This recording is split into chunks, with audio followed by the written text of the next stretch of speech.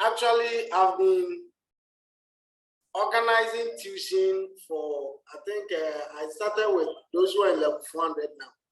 I started with them when they were in 200 like this. I think that was the time that the COVID started.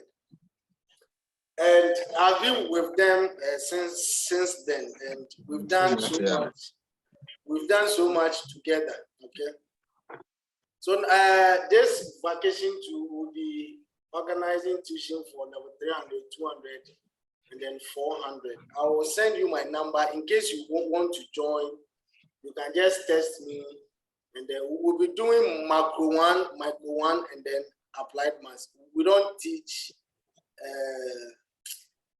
economy of Ghana and then economic growth and those stuffs. Okay, so if you like to join, just test me. We'll start this vacation.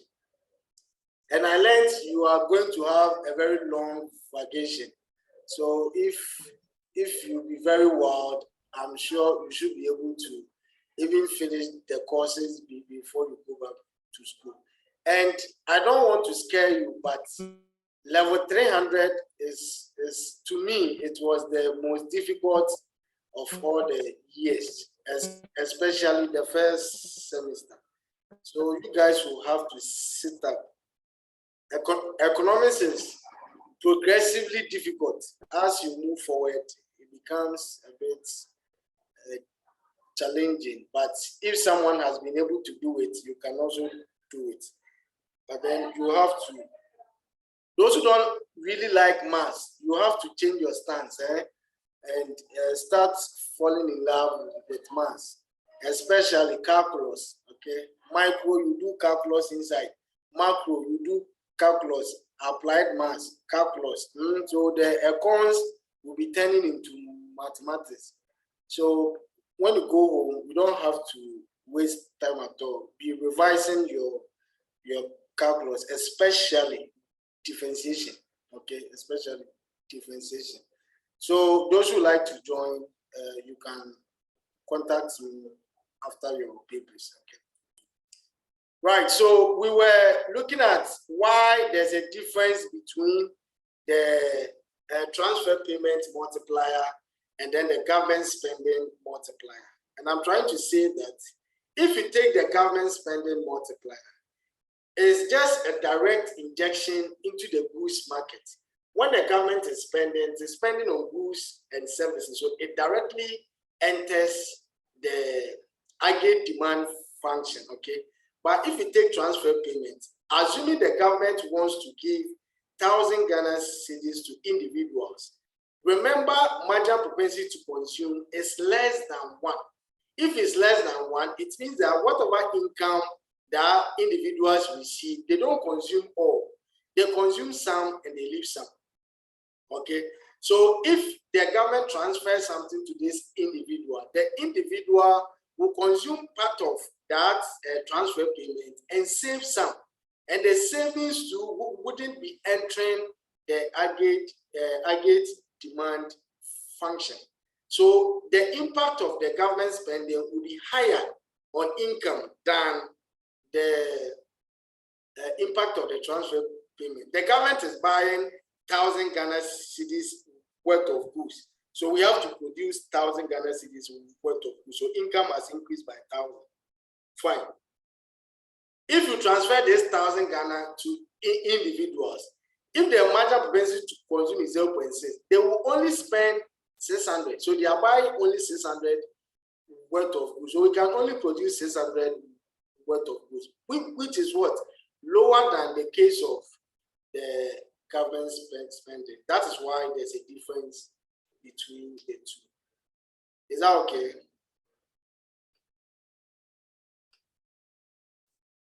Are we together? Yes, please. All right. Then the last question was under what condition are both the government and the transfer payment multipliers equal? They will be equal when MPC is equal to 1. See, the difference is because of this C, because of the marginal propensity to consume, right?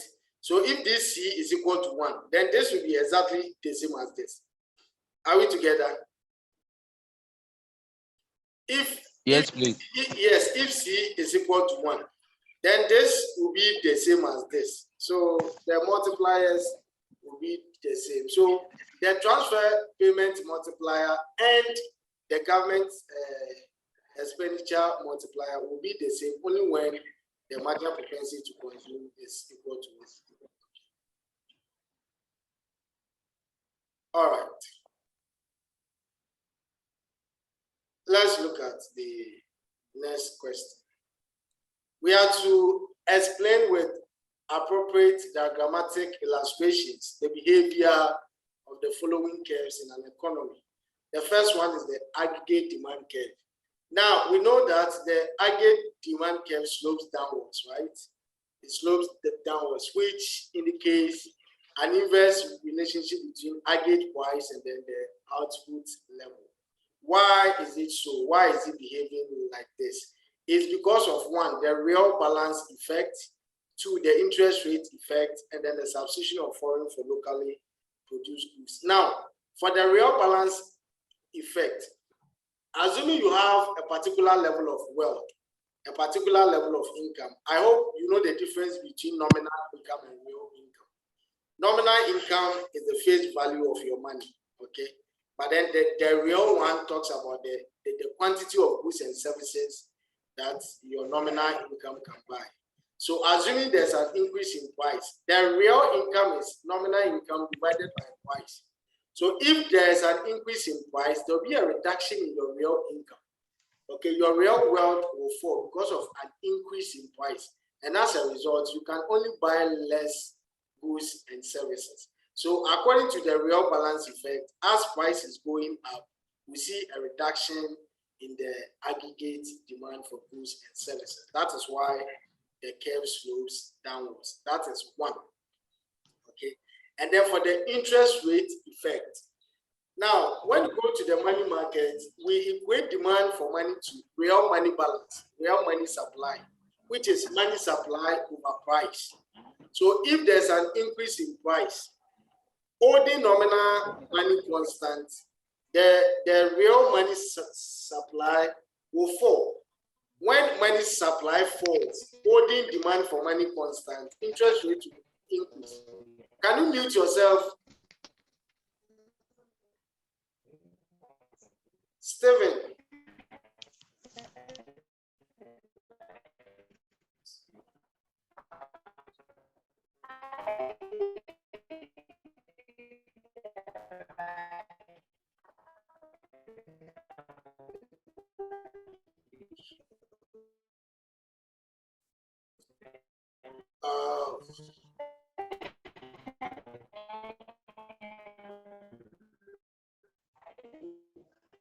Janice, can you please mute yourself, or do you want to say, if you want to say something, we can't hear you. Your network is bad.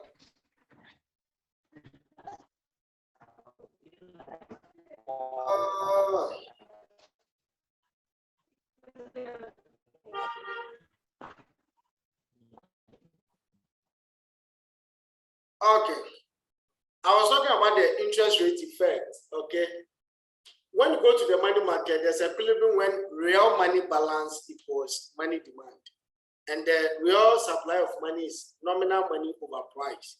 So whenever there's an increase in price, holding nominal money constant, real money will fall. So the supply of money will shift upwards, okay? It moves upwards, which means that there's going to be an increase in interest rate, okay? This is one way of explaining it. There will be an increase in interest rate. If there's an increase in interest rate, there will be a reduction in investment. And investment is a component of aggregate demand. So price goes up, there's a reduction in investment. And as a result, there will be a reduction in the demand for goods and then services. So that one too cause an inverse relationship between price and then the aggregate demand. Okay, and then the substitution of foreign for locally produced goods. Now, because of international trade, we can buy from the outside world. So if the prices for the locally produced goods are too high, then we tend to buy the foreign goods rather. And we buying the foreign goods means that there will be a reduction in the demand for the locally produced goods. So when price goes up, then the demand for the locally made goods will fall. So price goes up, kill falls. Hence the downward sloping nature of the aggregate demand curve. Okay. So as for this ones, I'm sure you get the explanation in your notes. Okay, why the curve slopes downwards. And then for the AS curve, okay, it has these forms. We call this the Keynesian range, okay, where the AS curve is horizontal. What this means is that output can change without any change in price. Okay, the curves are drawn with a price on the vertical and then output on the horizontal. So it being like this, the intuition is that at the beginning, we have some resources in the economy that are not being utilized. They are just lying down idle. So even when we want to increase output level, we can just go and pick them and use them without putting an upward pressure in their prices. Okay, the inputs are there, we are not using them. So if you want to produce one, just use the idle ones. There's no competition there. So there's no increase in input prices. And if there's no increase in input price, there will be no increase in the output price. So we can choose to increase the output level without putting any upward pressure on price. So price is constant, but then we can choose to produce whatever level that we want. That is why the curve is horizontal. This is the intermediate range. Okay, this is what we normally use for the short run.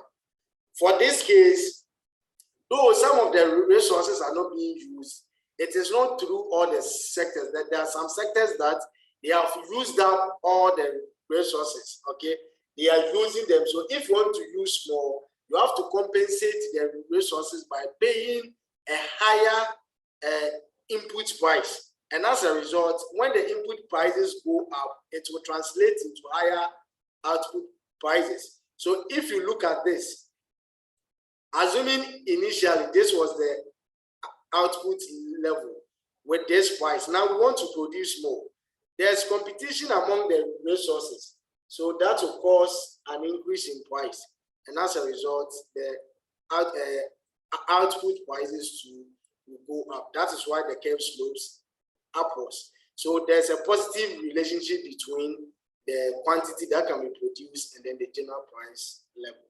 And then there's the last case, the vertical case. This is the point where we have used up all the resources that we have.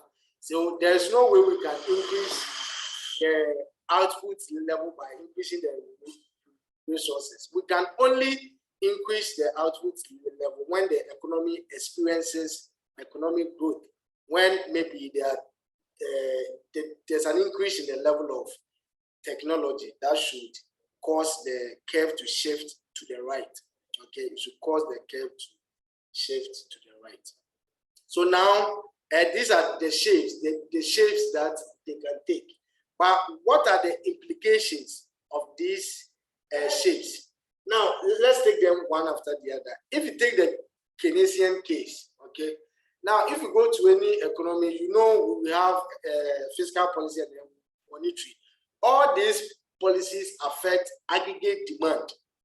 Okay, they affect aggregate demand. So here we have equilibrium when aggregate demand is exactly equal to this aggregate supply curve. Now, whatever policy that the government or the central bank will embark on will either cause aggregate demand to shift to the right or shift to the left. When it happens like this, it's only output that will change.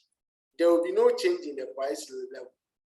So if we want to increase the output level, boost aggregate demand, we can produce more, but then nothing is going to happen to the price level. That is the implication for the Keynesian range. If you go to the intermediate, assuming this is the aggregate demand, so our initial equilibrium is here. Assuming you embark on an expansionary fiscal policy, the aggregate demand curve will shift to the right. Yes, You wanted to increase output level, you wanted to create jobs. You've been able to do that, but at a cost. The general price level will go up. If you want to increase output again, then AD must shift to the right again. Output will go up, fine, but then we'll still see an increase in price. Okay, so this is the implication for this particular shape. Okay, if you reduce aggregate demand to price will fall. So this one, if the AS curve is like this, we can use discretionary fiscal policies to control the general price level. Okay, but then the vertical case, assuming this is the equilibrium, this is price, this is output. Whether you increase aggregate demand or not, output will never change. It's just price that will keep on increasing. So this will just be causing inflation, okay, without any corresponding increase in output. Is that okay?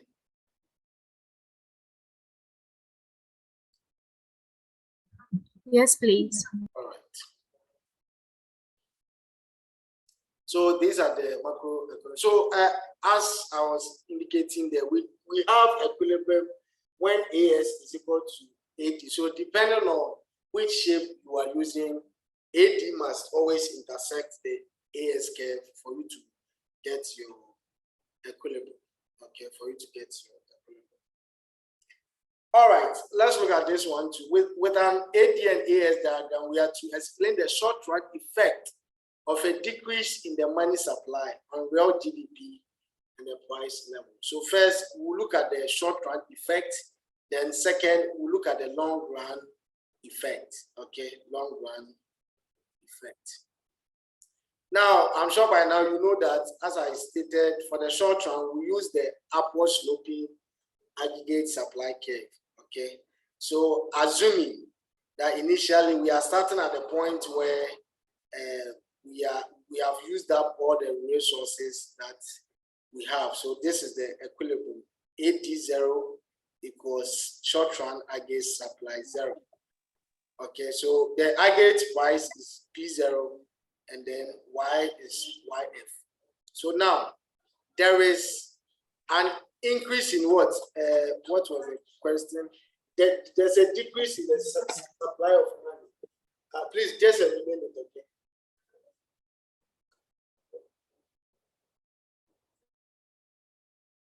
Yes. Okay, I have to.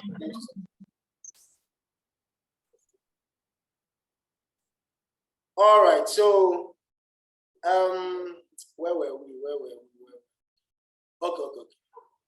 So there was a decrease in supply of money, right? Now, so we are starting from here. This is the initial equilibrium, okay? So AD0 equals SRAS0. So price is P0, and then we have our equilibrium income, YF. Now, when you decrease nominal money, okay, when money supply falls, interest rate will go up, okay? Interest rate will go up. When interest rate goes up, investment falls because there's an inverse relationship between interest rate and investment. So whenever nominal money falls, holding demand for money constant, interest rate will go up, investment will fall. When investment falls, investment is a component of aggregate demand. So when investment falls, aggregate demand will also what? Will also fall. So we see the AD curve shifting downwards from AD0 to AD1. This is the short run effect. So this is going to be the new equilibrium, where the new AD curve touches the old AS curve. So this point here. So what is happening to price and output? Price falls from P0 to P1, and then output will also fall from YF to Y1. So this is the short run effect. When nominal money falls, interest rate will go up, investment will fall, aggregate demand will fall, price will fall, and then output will also fall. This is the short run effect. I drew the short run and the long run together, but I will advise that you do the long run, the short run on one diagram, then you do the long run also in another diagram. So this is the short run effect. Good. Now, what is going to be the long run effect? Now, price is falling. General price level is falling, which means that there's going to be a fall in input prices as well. Input prices will also fall. So if there's a fall in input prices, then firms can hire more inputs and produce more. And as they are producing more, the AS curve will also shift downwards from AS0 to AS1. So this is going to be the new equilibrium where the new AS curve crosses the new AD curve. And that will happen on the vertical AS. So at this point, what do we see here? Price has fallen further, but then output has gone back to the initial equilibrium. So the short run effect is that price will fall, output will fall. But then the long run effect, AS curve will fall down, will shift downwards, and price will fall further, but then output will return to the initial level. Okay, output will return to the initial level. Is that okay? Is that okay? No, sir. No, sir. All right. Let me. The diagram is confusing me. Okay, I'm coming in. Let me use Okay. the whiteboard.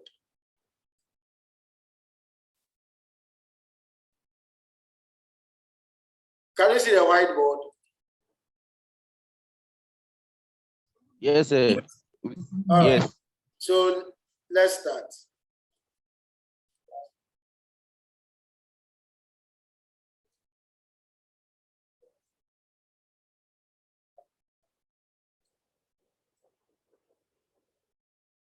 All right, so let's take this as the initial equilibrium, okay? Initial equilibrium. Now, the thing is that there's a fall in money supply, okay? A fall in money supply means that interest rates will go up. Now, I'm sure you remember the mechanism. When money supply falls, it means that there's excess demand for money, which means that when you go to the bonds market, you have excess supply of bonds. Price of bonds will fall, interest rate will go up. When interest rate goes up, investment will fall. When investment falls, investment is a component of aggregate demand. So aggregate demand will shift backwards. Okay, this is indicating what? A fall in aggregate demand. So this is going to be the new equilibrium point. Okay, there's no, for the short run effect, there's no change in the AS curve. It's AD that has fallen. So this will be the new equilibrium. Price has fallen, right? Output too has fallen. So that is it. Okay. Are we together with a short run? Yes, sir. Very good. Very good. Now we want to look at the long run. Price has fallen. This price is the general price level. The general price level, the price of all goods, services, inputs, everything has fallen. And as a result, we are also saying that input prices has fallen. And as a result, firms can hire more inputs. By hiring more inputs, they can what? They can increase their the production of whatever goods or service that they are producing. You understand? So when this happens, this is where the new equilibrium will be at. Okay. But even at this point, because we've not gotten to the full Y, prices are falling further. It means that there are still some resources that we can use. The firms will still go in again. So this mechanism will continue until the AS curve gets to this point. And at this point, we'll get back to the old equilibrium. You can choose not to bring this one. I just wanted to use it to enhance the understanding. But then what will eventually happen is that the AS curve will keep on shifting downwards until it gets to this point. And at this point, we'll get back to the initial Y, but then price will fall further. So the long run effect is that price will fall, but then output will go back to the initial equilibrium. Is that okay? Okay, sir. Yeah. So please, per the illustration you just did, does it mean that the long run effect depends on the short run effect? As in, like what is going to happen to AS curve would depend on what happened to the AD curve. Okay. If, for example, there was rather an increase in money supply, then AD curve will shift upwards. Now price will increase. So input prices too will increase. Firms cannot produce much. So AS curve will shift upwards up to this point. Equilibrium will come back to the initial one, but then prices will go up. Is that okay? Yes, please. So thank you very much. all right. I hope we understand.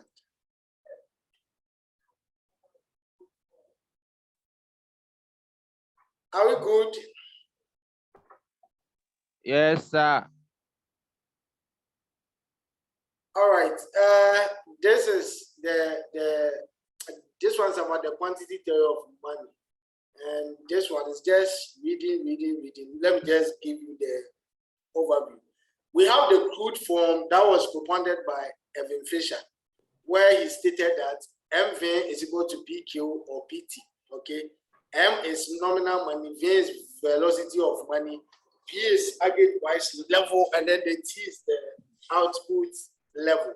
Okay, so MV should always be equal to PT.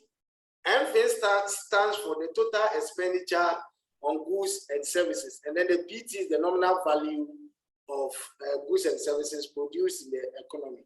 So according to Evan Fisher, the expenditure on the goods should exactly be equal to the value of the goods, assuming that we are buying everything that we are producing.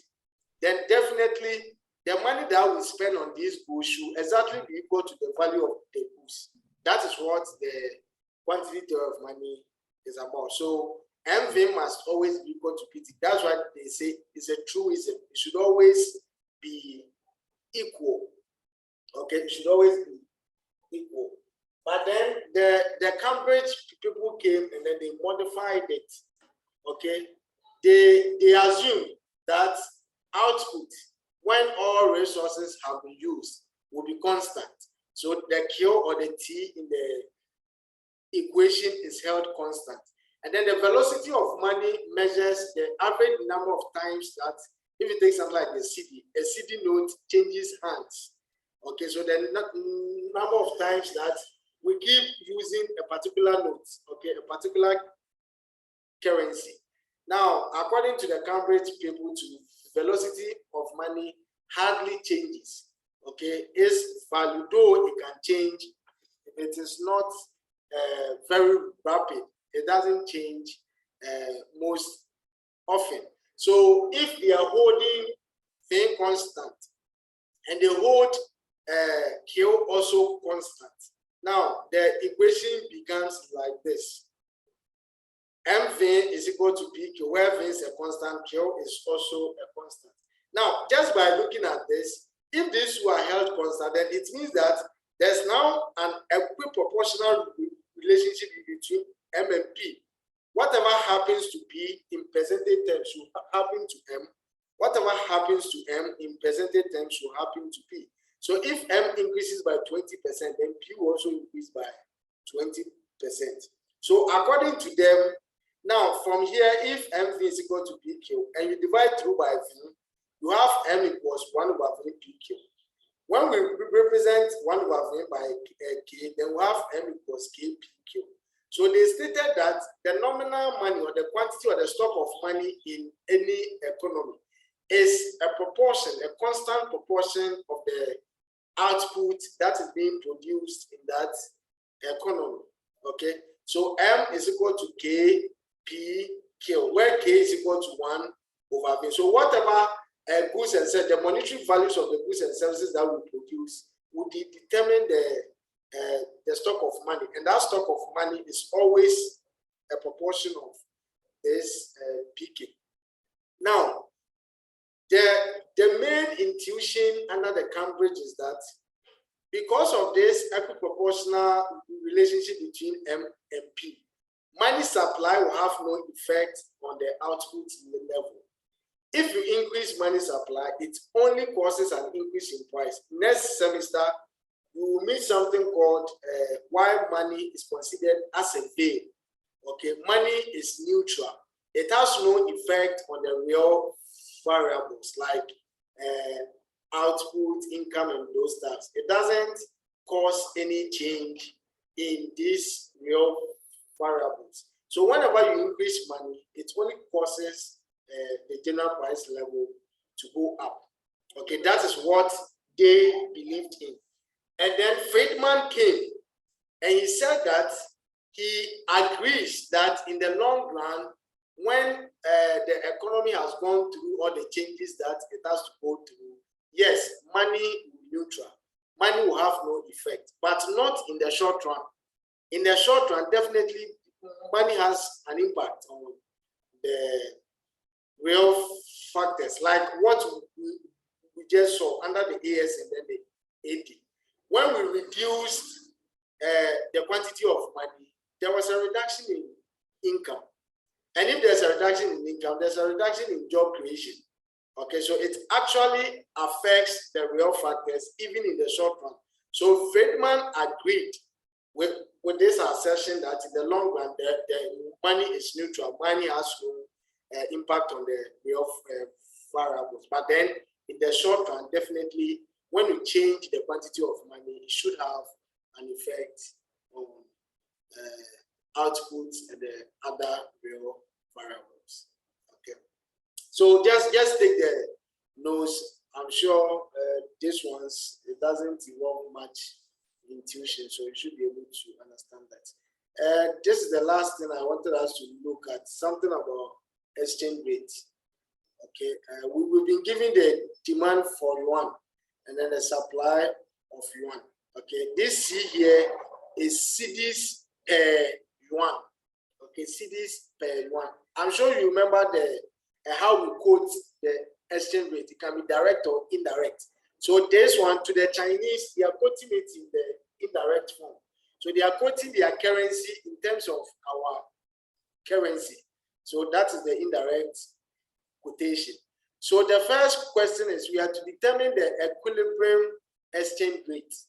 We have equilibrium in the exchange rate market when demand for when demand for that particular currency is equal to the supply of that currency.